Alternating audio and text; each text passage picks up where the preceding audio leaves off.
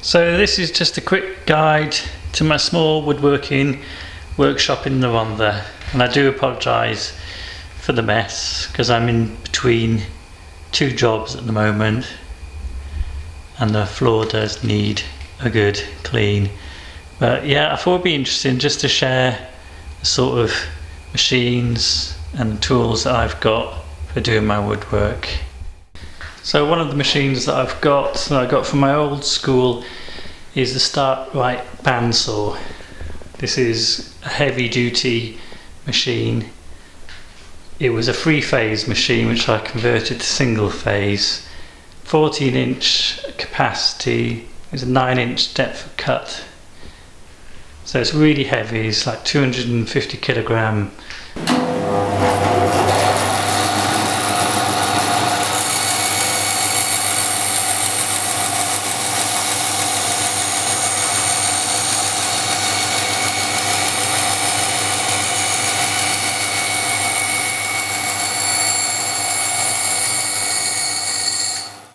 Then I've got the Axminster Tools saw bench, 10-inch table saw. It's got some table extensions, which I don't always have set up, but I'm working on some big pieces at the moment, so it's really handy for that.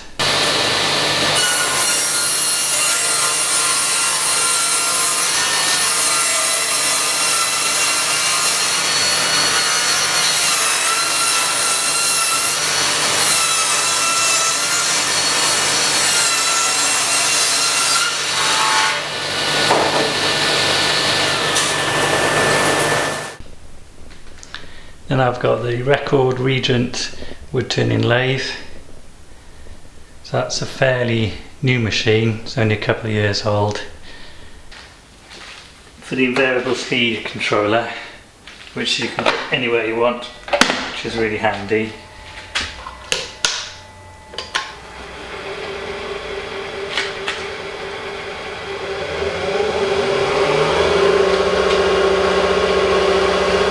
Goes up to 4,000 RPM as well, which is nice. It's got 3 speeds in the headstock as well, so you can maximise the torque.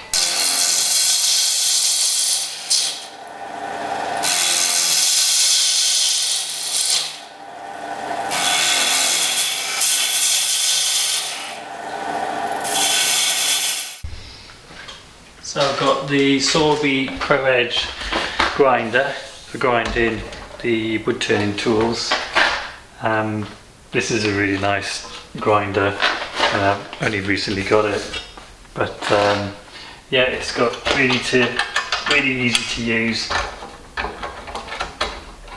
tool adjustment, getting angles.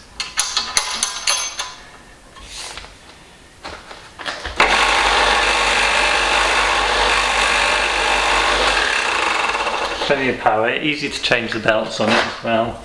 Just slacken it off there, take the side off.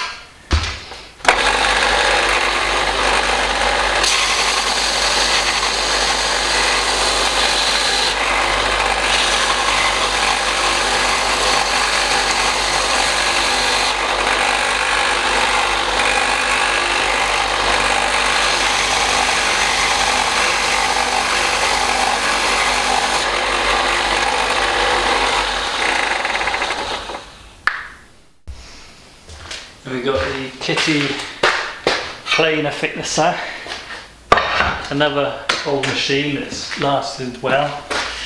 So it's currently in thicknessing mode.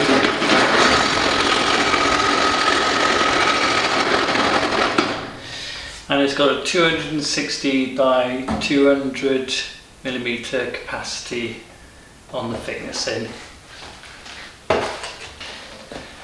This is how you convert it over.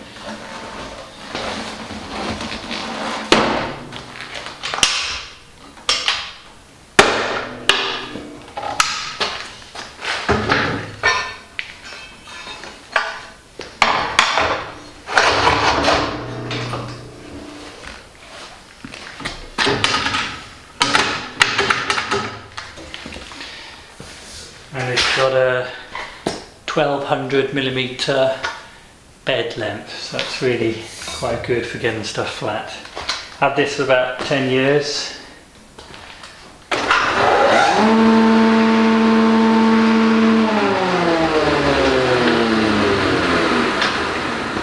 think it's a 2 horsepower motor, which is plenty, and yeah, really reliable and stayed accurate even though it's moved premises a few times.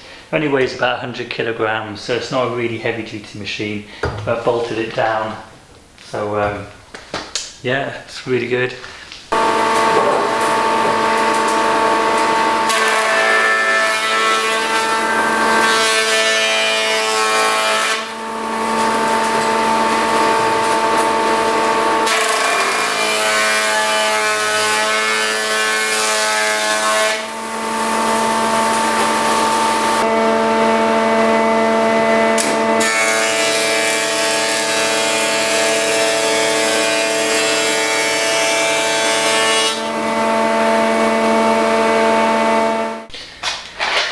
And then we've got the pillar drill made by Progress England. This one is from the 1950s. It's 240 volts, which is quite unusual for a machine of this age. This is a really solid pillar drill. So one of my favourite machines, this one. It's quite unusual. It's got a lock on the stroke. It's got a decent stroke as well. I think it's 5 inches, which is really nice.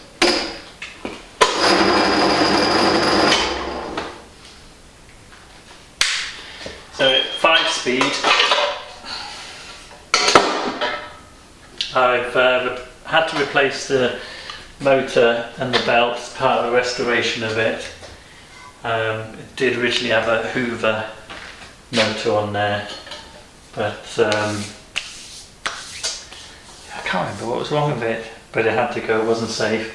So it's got a modern Chinese motor on there, new belt and pulley,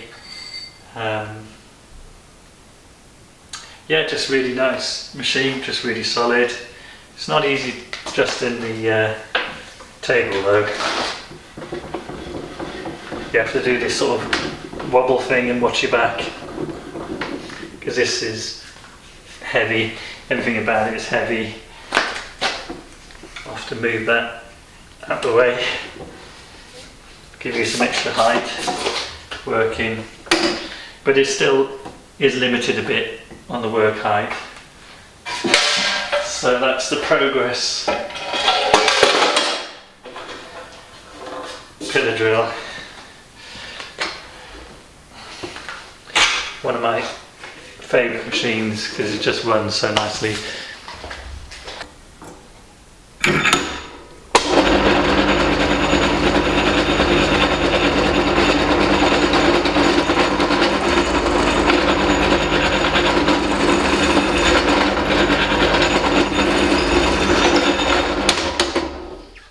Here is the belt disc sander.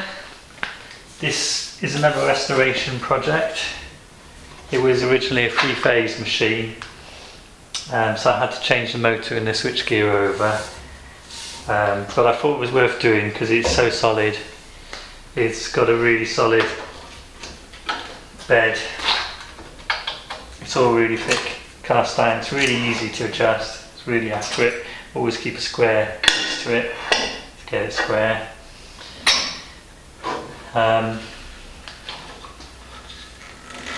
It could do with being bolted down, but I do move it around a little bit because I haven't got a huge amount of room in here. So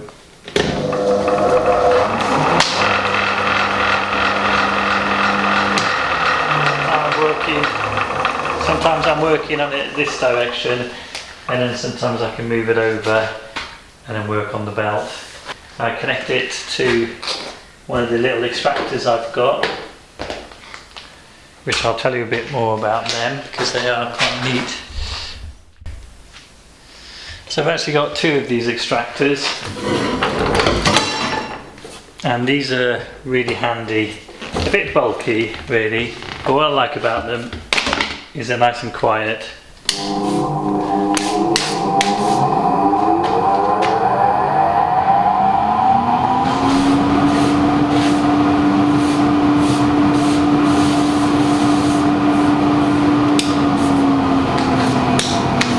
And I use this one with the belt and disc sander, and also to the drum sander, so I switch them.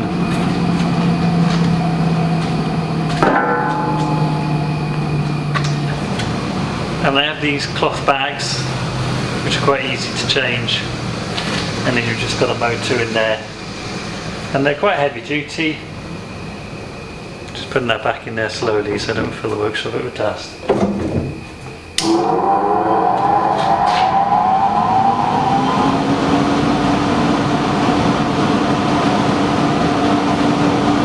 This is 4-inch, which is ideal for me, so I can use it with the drum sander, and then I can switch over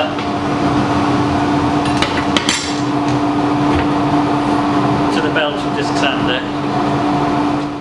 Here we have the jet drum sander, 16-inch capacity. That works really well. So, currently got 120 grit in there. You just wind it around there. It's quite easy to replace.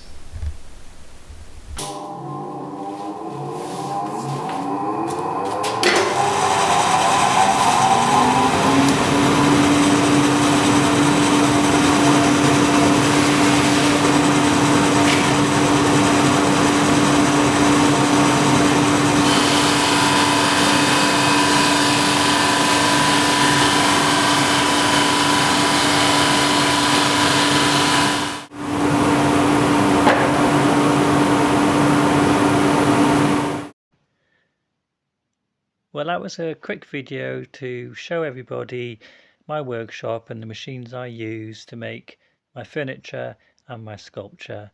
I hope you've enjoyed that. Thanks for watching. See you soon.